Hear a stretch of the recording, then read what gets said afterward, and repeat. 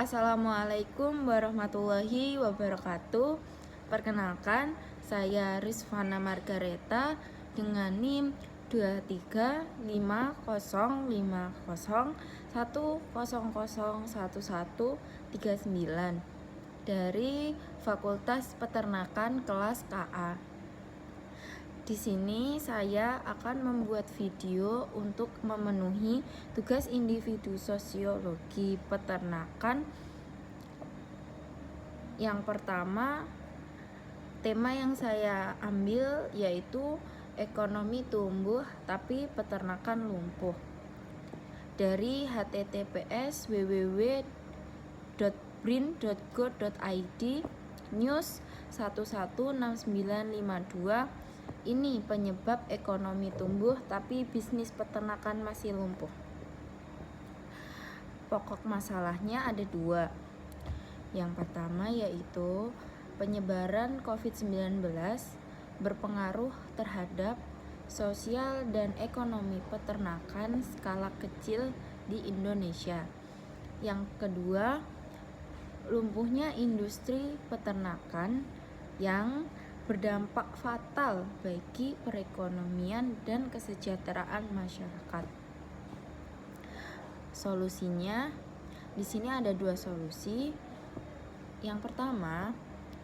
Solusi yang pertama, biaya operasional berupa pakan dan tenaga kerja mengalami peningkatan selama pandemi COVID-19.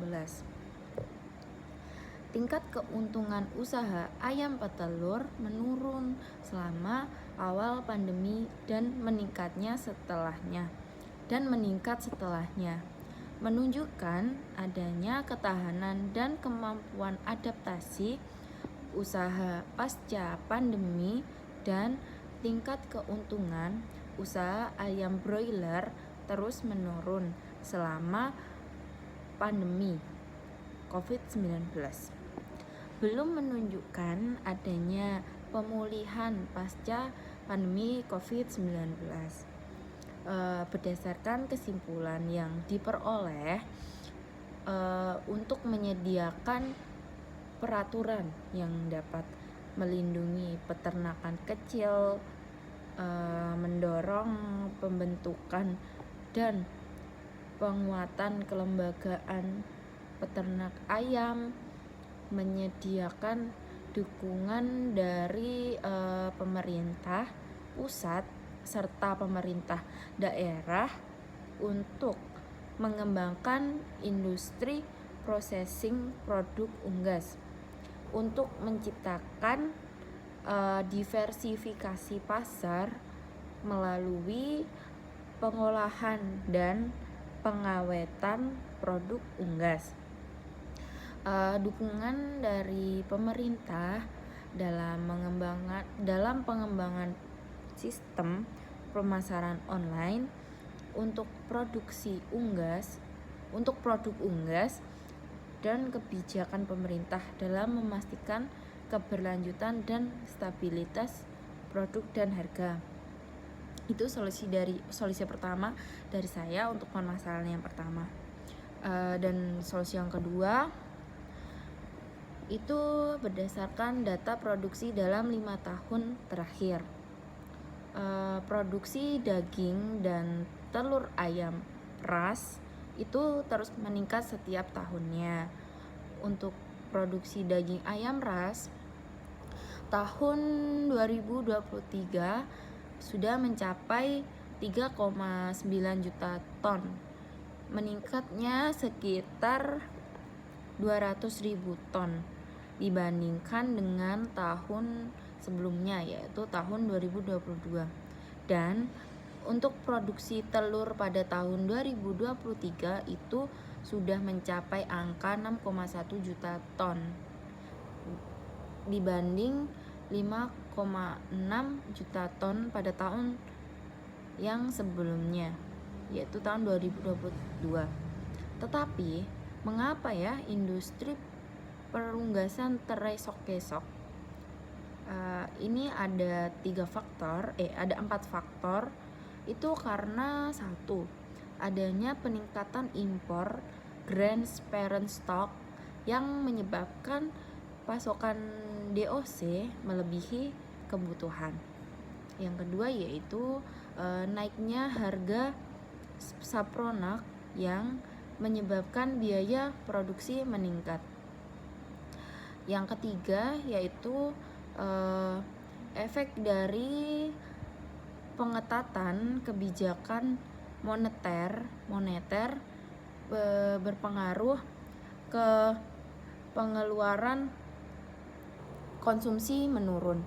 Dan yang keempat yaitu adanya kepanjangan mata rantai pasok dan belum siapnya industri perunggasan untuk melakukan hilirisasi. Berikut masalah serta solusi dari saya. Ada 2 masalah serta 2 solusi yang bisa saya selesaikan. Selanjutnya ada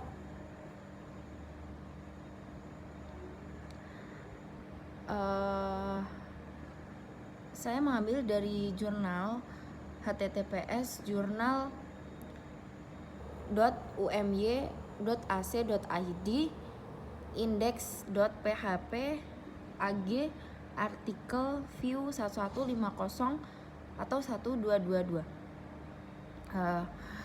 Ada pemasok pakan. Di bawahnya pemasok pakan itu ada peternak serta pedagang. Hubungan pemasok pakan dengan pedagang itu kompetisi. Sedangkan peternak dengan pedagang itu termasuk akomodasi. Di bawahnya peternak itu ada konsumen. Terus hubungannya peternak dan konsumen itu kooperasi. Terus di bawahnya konsumen itu ada pemerintah. Hubungan konsumen dengan pemerintah itu termasuk permintaan. Di bawahnya lagi ada media. Hubungan dari pemerintah dan media itu asimilasi. Terus di bawahnya media itu ada asosiasi peternakan. Hubungan media dengan asosiasi peternakan itu informasi. Terus di bawah asosiasi peternakan itu ada NGO dan lembaga bantuan. Hubungan asosiasi peternakan dan NGO dan lembaga bantuan itu kooperasi. Di bawah NGO dan lembaga bantuan itu ada akademisi, dan hubungan NGO dan lembaga bantuan itu dan lembaga bantuan dengan akademisi itu akomodasi. Dan yang terakhir ada akademisi, di bawahnya itu publik, dan hubungan akademisi dengan publik itu adalah akomodasi. Selanjutnya dalam konteks di mana ekonomi meningkat tetapi bisnis peternakan menurun, kita masih bisa menemukan beberapa unsur cultural universal yang relevan. Berikut adalah ada beberapa di antaranya. Yang pertama, perubahan pola makan. Dengan meningkatnya ekonomi, orang sering beralih ke pola makan yang lebih beragam, yang bisa mengurangi permintaan terhadap produk peternakan tertentu. Yang kedua yaitu ada teknologi dan inovasi. Munculnya teknologi baru dalam pertanian dan produksi pangan alternatif seperti daging nabati yang mempengaruhi cara orang memproduksi dan mengonsumsi makanan. Yang ketiga ada pengelolaan sumber daya. Adaptasi dalam praktik pengelolaan sumber daya untuk menjaga keberlanjutan meskipun permintaan menurun. Yang keempat ada transmisi pengetahuan.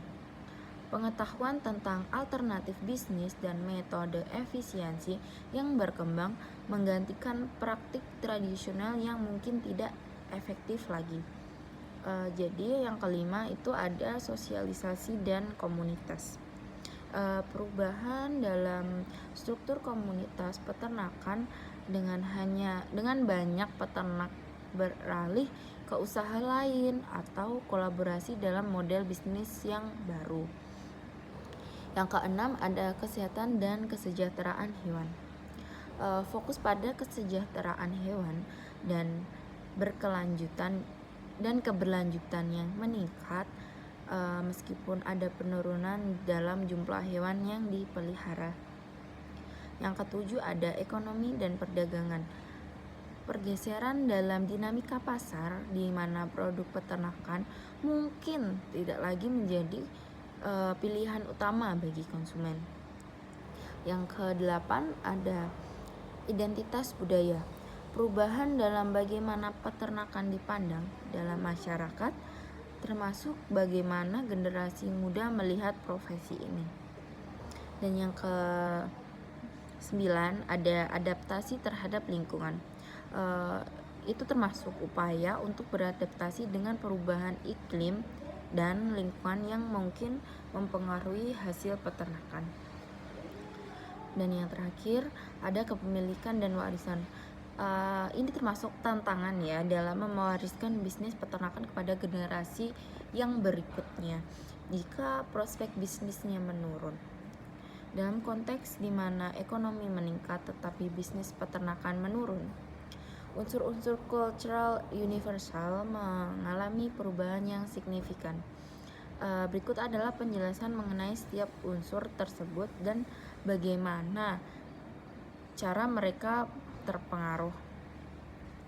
Yang pertama ada ketika ekonomi meningkat, masyarakat cenderung mengadopsi pola makan yang lebih beragam, termasuk makanan olahan dan alternatif nabati. Hal ini dapat mengurangi permintaan untuk produk peternakan tradisional seperti daging, telur, dan susu. Yang kedua, munculnya teknologi baru seperti daging nabati dan produk berbasis tanaman, membuat alternatif yang lebih menarik dan berkelanjutan. Ini dapat menggeser perhatian konsumen dan produk hewani ke pilihan yang lebih ramah lingkungan.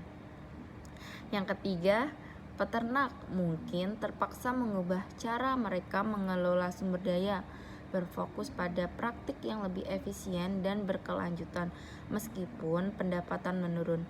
Ini bisa mencakup penggunaan teknologi pertanian presisi. Yang keempat, pengetahuan yang dulunya diturunkan secara tradisional mungkin sekarang berfokus pada praktik baru dan alternatif, menggantikan teknik lama yang sudah tidak lagi relevan di pasar. Yang terakhir, komunitas peternakan bisa mengalami pergeseran di mana beberapa peternak beralih ke usaha lain atau mencari kolaborasi dalam model bisnis yang baru seperti agrowisata atau produk lokal. Sekian presentasi yang dapat saya berikan. Bila ada kurang dan lebihnya, saya mohon maaf. Saya Rizwana Mariareta, pamit undur diri. Wassalamualaikum warahmatullahi wabarakatuh.